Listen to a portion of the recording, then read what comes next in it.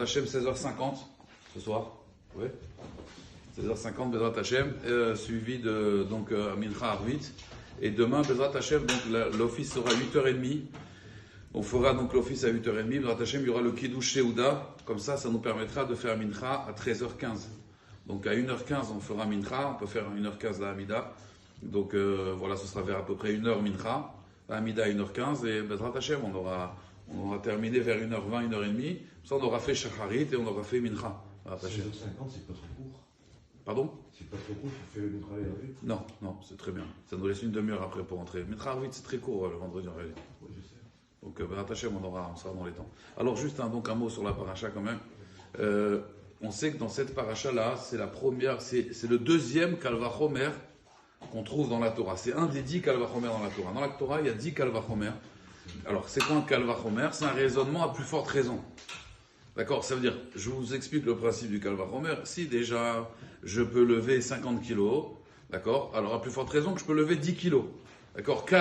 Si déjà j'arrive à porter 50 kilos, qui est Chomer, c'est dur de porter 50 kilos, à plus forte raison que j'arrive à lever 10 kilos. D'accord? Donc, Moshe Rabbeinu, il va faire un Kalvachomer à Kadosh Baruch Hu. Il va lui dire comme ça. Hachem, il lui dit à Moshe, va voir Pharaon et va lui parler. Et lui dit, regarde, si déjà le Ham Israël, il m'a pas écouté, d'accord? Alors, à plus forte raison, Pharaon qui va pas m'écouter. Le problème dans ce Kalvachomer, c'est qu'un Kalvachomer, il doit un raisonnement à plus forte raison. Si déjà les Bnei Israël, ils ne m'écoutent pas, à plus forte raison, Pharaon. Le problème, c'est que la Torah nous a dit pourquoi il n'a pas écouté. Il y a marqué Velo Shamu Elav Mikot Serouar ou Ma'avoda Kasha. Pourquoi les Bnei Israël, ils n'ont pas écouté Moshe Rabbeinu? Mikot Serouar, parce qu'ils avaient le souffle court. Vous savez, c'est comme quelqu'un qui, sans arrêt, il est là. Il n'arrive pas à respirer, il n'arrive pas à prendre, on va dire, une grande respiration. Il est tellement dans la douleur, ou Ma'avoda Kasha. Donc ils n'arrivaient pas à l'écouter, mais c'est pas que Hazve Shalom, ils ne voulaient pas l'écouter. Alors Ishmaeli Paro, d'accord? Mais en réalité, eux, je comprends pourquoi ils ne m'ont pas écouté. Paro, il n'est pas Kotserouar ou Avodakasha, lui il n'est pas en esclavage, donc peut-être que lui il est plus à même de m'écouter. Comme ça les commentateurs ils demandent sur ce Kalvachomer, apparemment il ne tient pas la route. La Torah a expliqué pourquoi ils n'ont pas écouté Moshe, Mikotserouar ou Avodakasha, d'accord? Alors il faut dire peut-être que Moshe Rabbeinu n'était pas au courant, mais c'est lui qui a écrit la Torah quand même.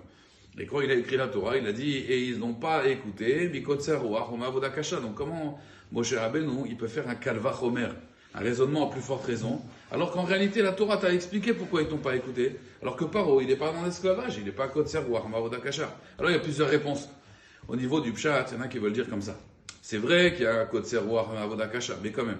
Moi, je viens voir maintenant un prisonnier. Je lui dis, tu vas sortir de prison. Il m'écoute pas. À plus forte raison, Pharaon, lui, quand je viens le voir, je lui dis, tu sais, tu as à peu près 600 000 employés, tu vas les libérer. Si déjà les Bnei Israël, que c'était dans leur intérêt, ils n'ont pas voulu écouter, alors Pharaon, à plus forte raison qu'il ne va pas vouloir écouter. Parce que lui, c'est pas son intérêt, Bichla. Deuxième réponse, il y en a qui veulent dire que si déjà les Bnei Israël, ils sont Ma'aminim, Bene Ma'aminim. C'est des croyants, fils de croyants. Ils m'ont pas écouté, alors Paro, qui est l'impureté de l'impureté, à plus forte raison, Bémet, qu'il ne va pas m'écouter. Il y a une autre explication il y en a plein, maintenant d'après le Sod, d'après la Kabbalah, il faut savoir qu'en vérité, la Torah, elle dit Dreshet, Bishosh Esremidot. Il y a 13 façons de faire une dracha dans la Torah, Kalvachomer, Xerashava, Binyan Av. Oui, on le dit, Tana Berabi Ishmael, la Braïta qu'on dit avant Odou. La Torah, elle est une dreshet, on peut l'étudier de 13 façons. La première façon, c'est Kalvachomer. Pourquoi 13? Pas de hasard dans la Torah. Parce qu'il y a 13 attributs de Rachamim. Quand on dit Vayavor Hashem Alpana, Vayikra, Hashem, Kel, Hanun, Verachum, Erech, Apayim, Vrafreset, d'accord? Normalement, il y en a qui le comptent avec le doigt même.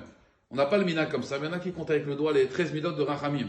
Il y a 13 attributs de miséricorde d'Hashem. Le premier, il correspond, il dit le Harizal, la première façon d'être Doresh la Torah. C'est quoi la première façon de faire une dracha dans la Torah? C'est Kalvachomer.